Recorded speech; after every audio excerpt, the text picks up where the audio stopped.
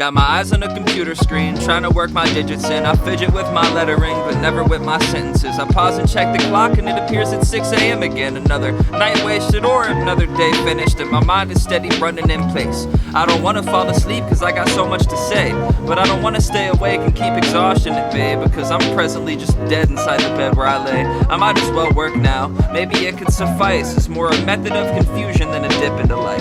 It's like my body parts are planning out an intricate heist, except my mind has been logged in on a different device, and my session expired. I'm exceptionally tired. Every step is like fire straight from my head to my toes. See, I'm an excellent liar when I've slept the required 8 or 7 hours prior, but at present I'm gonna go the fuck to sleep and get some good night's rest. That sounds like a good plan.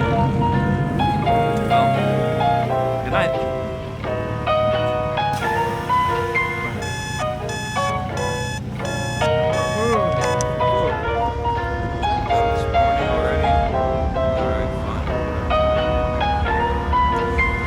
Okay, rise and shine, hello to the ladybugs. Insert several other stupid phrases about waking up. Rub the sleep out of my eyes and view the clock that hangs above, and hit the snooze a couple times to keep my hours 8 or plus. Check my phone once, twice, 3 times, 4, just so I can see the second I message by Mona Moore for a date or a small excursion straight to a donut store, where I'm holding an open door to convey that I'm spoken for. And it's great, it's a total score, a wonderful set of things that exist in my present bubble of love, where the petals sing as they're blooming on every flower, moving to better things, engulfed in a heavy shower of rain that the weather brings. And even though my days might be presented slow, they pass before my eyes at higher rates than even engines go, and the cycle will repeat itself like history and Reddit posts. So what's the point in fighting? I'm staying up and letting go.